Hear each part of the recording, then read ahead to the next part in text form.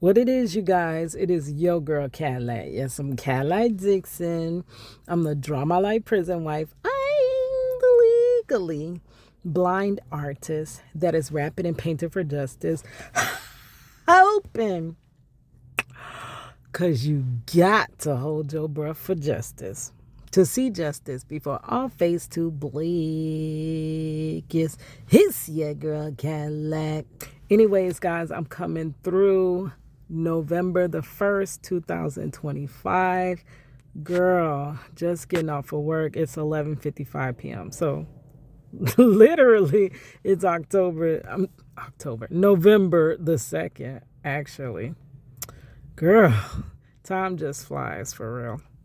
But last night we were here when I was telling basically my story and my experience of being a single mother on food stamps and other assistance at the time. Y'all know I told y'all that testimony, which I got to get back to my testimony, but this is actually honestly a testimony. So it's not like I really got away from the testimony. It all is a testimony. But I started telling my testimonies to show you other sides besides the prison wife journey and besides just the average prison wife journey. I had to become a criminal justice advocate, like for real. I literally had to become what I needed the most, honestly. And what's crazy, throwing it back a little bit, that day that they sentenced Marcello, well, found him guilty wrongfully. I remember running down the escalator. Actually, the judge put me out the courtroom because I was whimpering. I was holding in like a flood of emotions. Like literally, you just broke my heart into thousands of pieces that no way you can put this back together, honestly. So I I was trying to hold it in. I was doing a good job. I was just whimpering. And he said that if I did not contain myself, then he would hold me in contempt of court. So I just exited the courtroom. And I ran down the escalators and went out the door, and people were like, "Can we help you? We help you?" I'm like, "No, just get off of me. You can't do nothing for me. You can't do nothing for me. Just leave me alone." And I run out the front door of the courtroom, and right in front of the the courthouse, I'm sorry, is a one-way street. And every time I pass this street, even now today when I go down to Lake Eola or I visit places downtown, every single time it reminds me of this moment where I ran out the front door and ran into the street in front of the courthouse and just laid there on the, not in the middle of the street, but kind of on the curb in the first lane. But it's all one-way traffic. So it was like 3 lanes heading one way. And in the first lane, I just laid on the curb in the street. Like, I didn't even know. Maybe I had lost it or whatever. I definitely was out of it. And I remember the only thing that brought me back to was I had seen Marcello's defense lawyer, crime specialist, which means he specializes in these types of cases, but he lost Marcello's easy case. Like, how much easier could a case be to get a innocent conviction? Like, they had no evidence, dude. Like, literally, if you had have done nothing, they most likely would have found him innocent. But he actually worked against Marcello. And that's injustice in itself, because when your counsel works against you, You're supposed to be able to plea ineffective counsel. But nothing, honestly, all the rules are laid out. Everything is straightforward of your rights and your allegedly of your constitutional rights and your civil rights and all the rights you have are laid out, but they literally, honestly, my opinion, do not go by them. Because when your counsel works against you, your counsel is the only reason, honestly, that you lost this case, allegedly. How is that not ineffective counsel? And he had the whole straight face to tell me and Marcello that even if we had paid him, because he was in place of a public defender, in situations, certain situations when public defender's office cannot defend you, which they have a multitude of people to defend. So many times they don't even prepare cases. They meet you by paperwork and on the same day of your trial. Your life, like your whole life, is being decided by trial. And they meet you on that day. Here, I'm here to defend you, and I don't know anything about your case. Marcello did meet with him like twice. And the only thing was a conversation about take the plea. Take the plea. You're going to take the plea. Plea. You're going to take the plea. And I got a rap for that, so I'm going to go on and plug it. Remember, this is not legal advice. This is save your advice. And this is my opinion, right? If you accused in a crime, you better take the plea. You ain't got no money, you better take the plea. You ain't got a good lawyer, you better take the plea. Hey, take that from me. You take it to trial. This in your Shit's Creek. Here's your girl Cadillac. Remember, a plea, honestly, allegedly, does not mean you're guilty because you're taking a plea. Many people take pleas because they know this system and they know, honestly, without the correct legal representation, which costs a lot of money, allegedly, a lot of money, you will not get a fair trial, even though this is part of our rights to a fair trial before a jury of our peers. That is on paper, allegedly, but in practice, you ain't finna see that fair trial, allegedly. So he completely was the whole reason, like a big part of the reason, honestly, that they were able to convict Marcello. Had he took his hands and did nothing, had Marcello even represented his own goddamn self, he probably would not be in prison. So it's like, I used to say, like, dude, are you offense or defense? Like, you're on the defense, but are you playing on the offense? But allegedly, they really are. They're really on the same side, allegedly. That is why. But I was a 20-year-old girl, right? So I did not know the system. I did not know how this truly works. But in my spirit, it did not feel right. And I couldn't understand why but I did know the state lawyer, right? And Marcello's lawyer were on opposing sides. Like, that was clear to me. But what I did not understand is why during recess, commercial break, intermission, because allegedly, to me, my opinion, stage trial is nothing more than a stage play. Trial is nothing more than a stage play.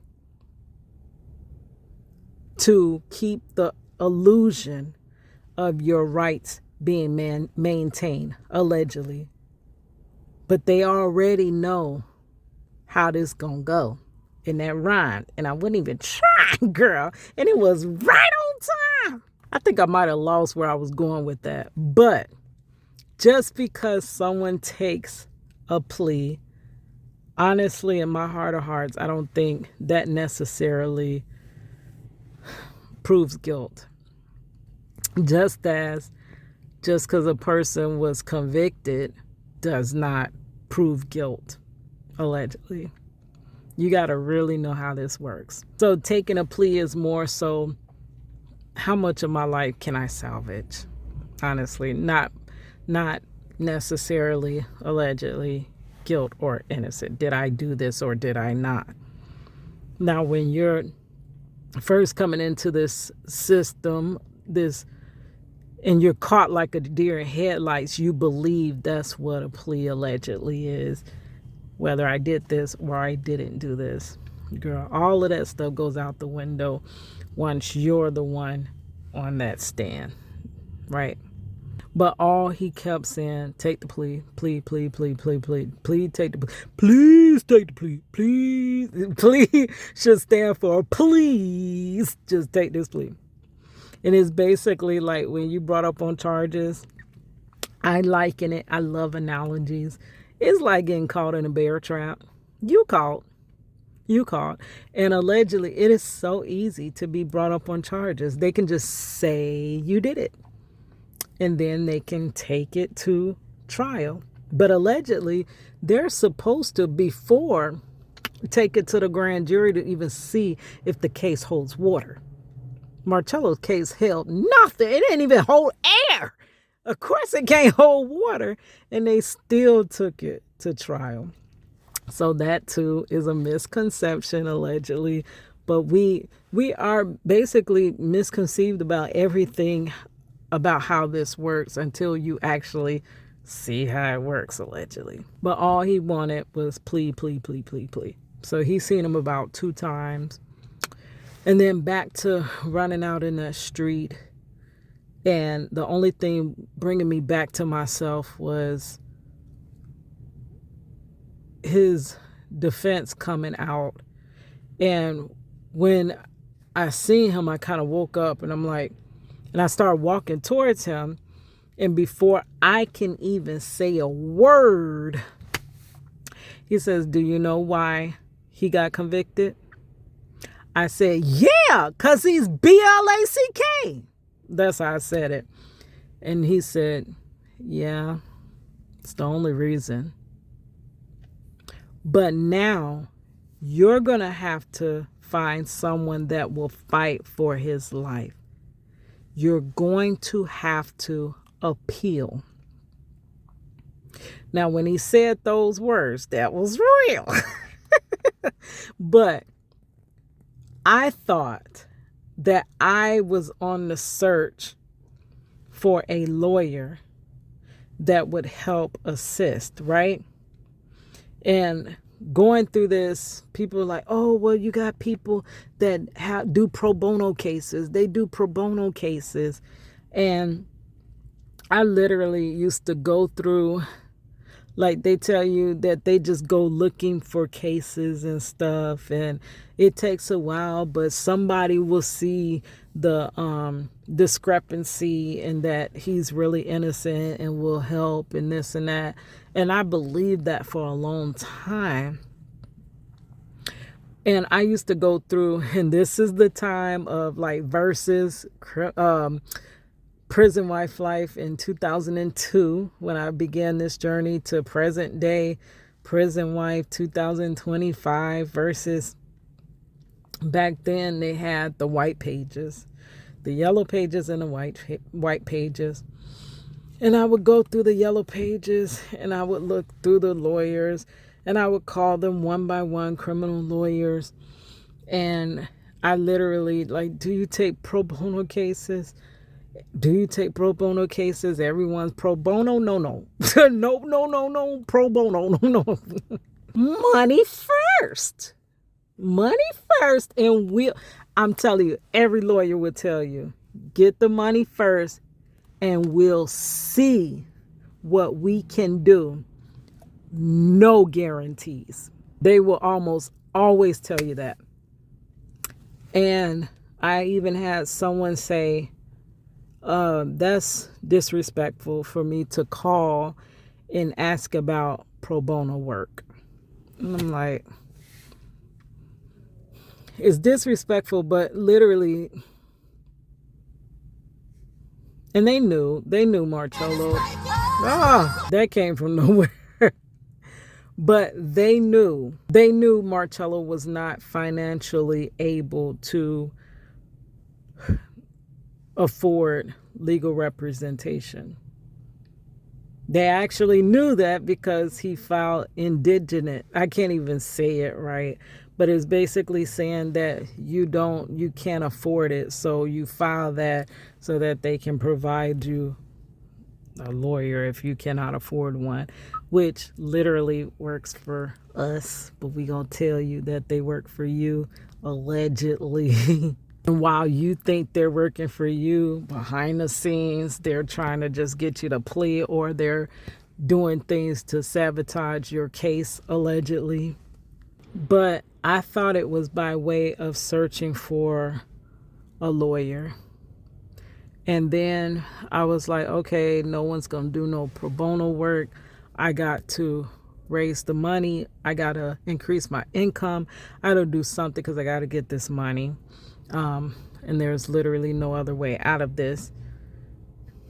That never happened. Like, despite money evades me for some reason, to the point where I'm like, you know what, screw money at this point. All my life I've been broke, and it really don't matter no more. And they wonder why we act this way. Nappy Root's gonna be okay. Yes, all my life I've been broke. Like, come on now. At this point, whatever. But I thought I was gonna increase financially to be able to afford justice, allegedly. That didn't happen. I didn't realize that statement, that now you're going to have to find somebody to fight for his life. I did not know that meant I was going to have to become an advocate. I was going to have to pull these transcripts. I was going to have to do on the ground investigation, discovery. Joe Kendall. I remember Joe Kendall, girl. I used to love Investigation Discovery Channel. Girl, I did not know I was going to become that private investigator. I was going to become the advocate. I was going to become the one that learns the ins and outs of each thing that is affecting Marcello Jackson. I did not know that at all. But essentially, he said, you're going to have to find someone that's going to fight for his life. I did not know that someone that I was going to find was myself. I literally did not know that. I knew nothing about the law for real.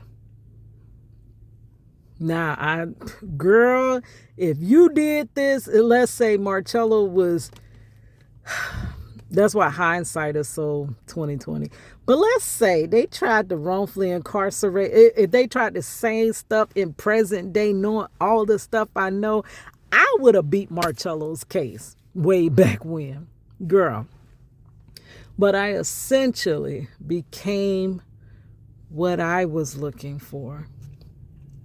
And I hope that my stories, I hope that my testimony, I hope it all is helping the next that's coming down the road behind me. You know, it's your girl, Cadillac.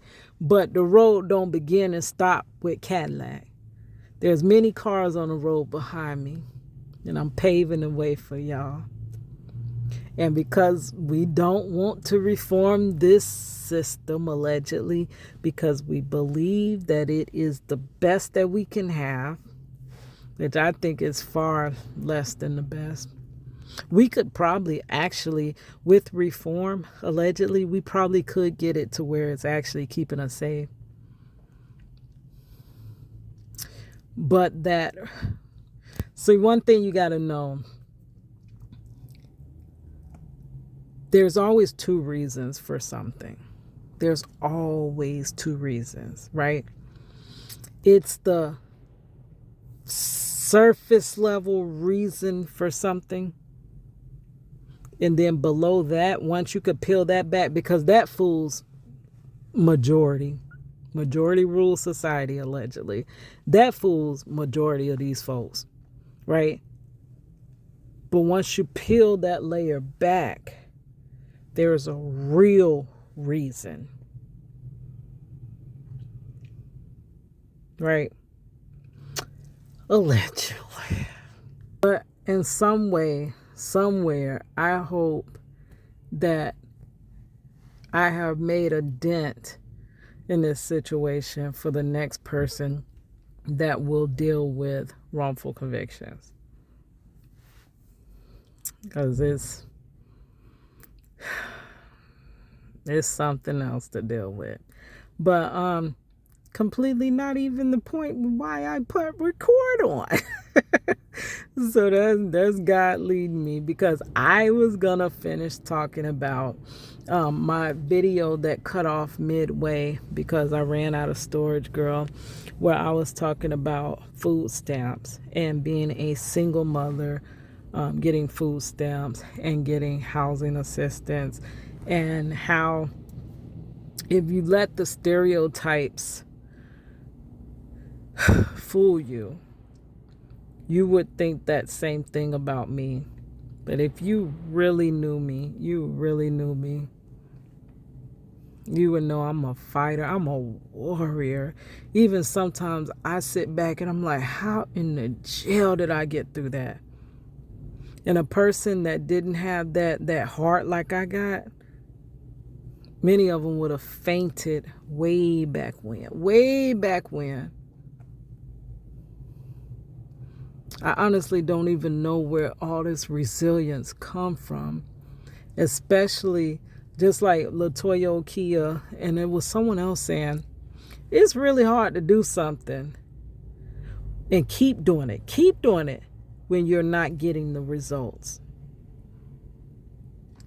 I have been fighting, and whether I win or lose, get knocked out, I conquer, I still keep going. I still keep fighting. And what I realized, all that fight in me, God was preparing me way back when I was a child.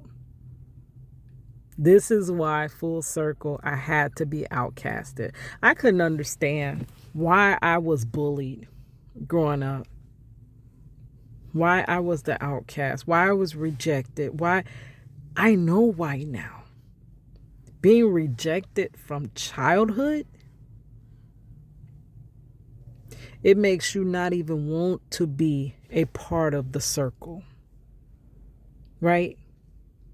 If I still had that mentality where I needed to be part of a circle, baby, I wouldn't have made it 2 steps down this road.